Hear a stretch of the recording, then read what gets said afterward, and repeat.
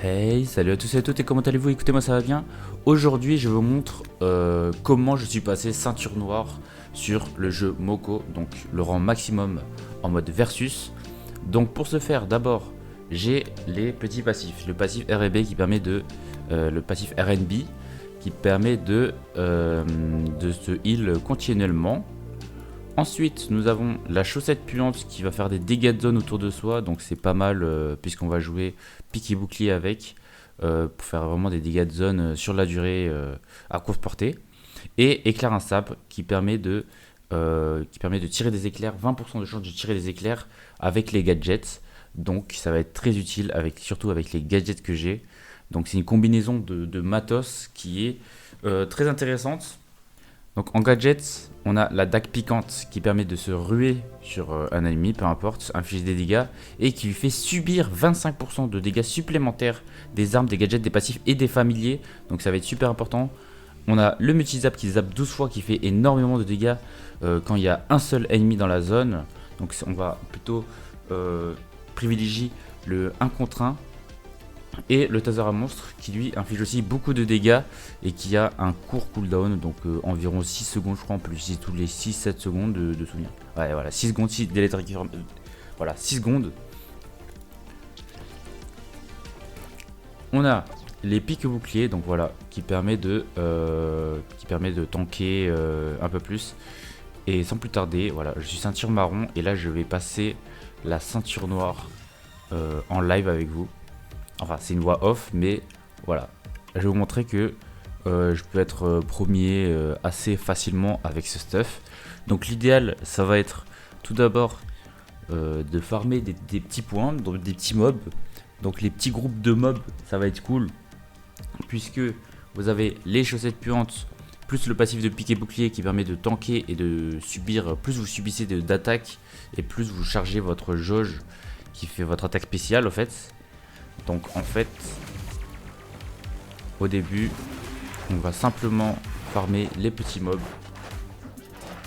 J'ai un problème avec la carte qui s'ouvre quand je charge. Un problème dû sûrement à l'application.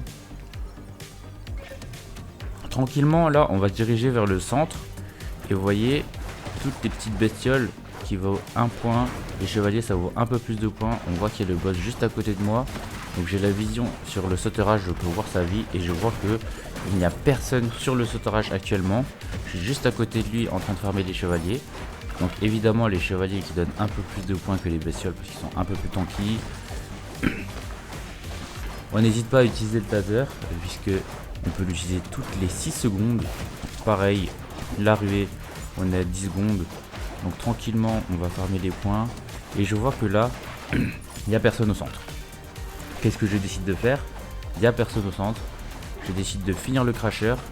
Et simplement on va aller sauter sur le sauterage. On voit qu'il est seul. Vous voyez, donc là avec mon burst, avec mon combo de matos, je l'ai déjà mis mid-life. Et donc là simplement on va temporiser les gadgets. Il y a un peu de bestioles. Il va falloir éliminer tout ça. Et donc voilà, j'élimine tout ça. Et ensuite, je peux refaire mon multi-zap qui fait énormément de dégâts encore une fois. Mais il faut qu'il n'y ait pas beaucoup de personnes dans la zone. Et là, je récupère tout ça. Alors c'est un jeu dangereux parce que voilà, j'ai pas beaucoup de vie. Mais j'ai vu qu'il y avait personne au centre. Là, je suis en train de regarder, toujours en train de vérifier. Il y a toujours personne au centre. Donc je m'attaque au chevalier qui donne plus de points. Et je bug un peu au niveau de la ruée parce que c'était pas les directions auxquelles je voulais aller. C'est parce que j'étais en train de charger mon téléphone, il y a un petit bug. Et voilà, là je m'attaque pas au second sauterage parce que je sais que je vais clamser. Et c'est pas grave de clamser finalement. Parce que là je vais clairement clamser. J'essaie de gagner un max de points. Et là, voilà, je vais clamser. C'est pas grave du tout parce que je suis premier. Donc là, la plupart des joueurs ils jouent sur les côtés, sur les sides de la map. il gagne moins de points parce qu'il y a moins de mobs puissants. Enfin, il n'y a pas de Sotorage du coup. Le Sotorage qui est le seul boss de la map. Et là, voilà, quand on est à 30 secondes, on a les points doublés. Donc ce que je vais faire, c'est simplement booter les chevaliers. Voilà, je croise quelqu'un, mais c'est déjà trop tard. Je reste premier. C'est pas la meilleure game, mais vous voyez que le matos est super cool. Donc l'idée, c'est de, au début, farmer les points et directement aller au centre. Vous voyez, j'ai 121 points. Bon là, on va dire que les joueurs sont pas très forts parce qu'ils ont fait 75 points. Et pourtant, c'est des joueurs qui étaient ceinture marron. Donc là, je viens de passer ceinture noire. Et pour vous montrer que le stuff, il est vraiment ok, tout le monde peut l'utiliser. D'ailleurs, le mode versus, tout est bloqué au niveau 15. Donc les niveaux, ça a pas de rapport, ça n'a rien à voir. On a tous le même niveau. Voilà, le même matos, tout le monde est au niveau 15 et les anneaux connectés, les modules d'élite ne sont même pas disponibles. Et donc là voilà, je suis ceinture noire, mais je vais quand même refaire une game pour vous montrer que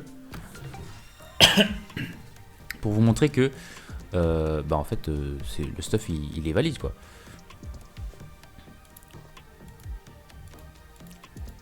Voilà, ça charge un peu. Donc là on arrive, on spawn direct, on utilise le taser et la ruée. La map qui s'ouvre, c'est un peu relou. Et voilà, j'ai des dégâts de zone avec la chaussette puante et mon passif de pique et bouclier. Et là j'ai la vision sur le Sotorach. Donc je sais si quelqu'un va se ruer sur le Sotorach ou pas. Et je vois que il n'y a personne. Donc qu'est-ce que je vais faire? Je finis les petites bestioles. On va voilà, se ruer sur quelqu'un avec le multizap. Se ruer sur quelqu'un, multizap et le taser. Ça détruit quelqu'un. Ça détruit les joueurs, ça fait énormément de dégâts. Par contre, quand vous utilisez le multizap, faites attention qu'il n'y ait pas beaucoup de mobs autour de lui, qu'il n'y ait pas beaucoup son familier, les mobs autour de lui, sinon ça fera beaucoup moins de dégâts. Et en plus de ça, vous êtes tanky puisque vous avez pique et bouclier qui permet de tanker. Et là, donc là, le Sotorach, qu'est-ce que je vais faire? C'est que je viens récupérer les miettes. Il y a quelqu'un qui est déjà dessus. Qu'est-ce que je vais faire? J'attends qu'il se batte contre lui. Il utilise ses spells. Et là, hop, petit multizap pour le finir.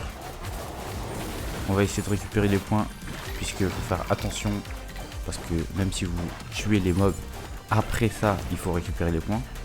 Et là, on évite le combat, tout simplement. On n'a pas besoin de se ruer sur les gens. Là, on va essayer de taxer un maximum de points sur les gens. Il y avait quelqu'un sur le chevalier, on fait une ruée avec un multizap. Là, je suis low life, donc c'est très important de temporiser avec la musique de R&B qui permet de se soigner un tout petit peu. Et donc là, hop, je suis low life. Je sais que je vais clamser. C'est pas grave. Ça fait partie du jeu. Ça permet de aussi économiser ses points, voilà, c'est mieux de mourir, vaut mieux mourir comme ça plutôt que rester low HP des fois. Comme ça, on redémarre avec la vie complète. Et ce qu'on va faire, c'est qu'on va se diriger au centre puisqu'on a le Sotorach encore une fois. Et là, encore une fois, il n'y a personne au centre. Donc on en profite pour finir le Sotorach. Regardez le taser qui fait extrêmement de dégâts. Et on va attendre les 30 secondes de la fin pour avoir les points doublés. Donc il va falloir jouer. Faites très attention, essayez de jouer sur les...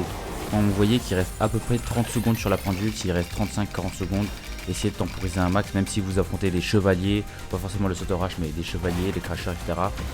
Et ben ça va vous fournir points doublés. Donc c'est à ce moment-là où il faudra tout donner.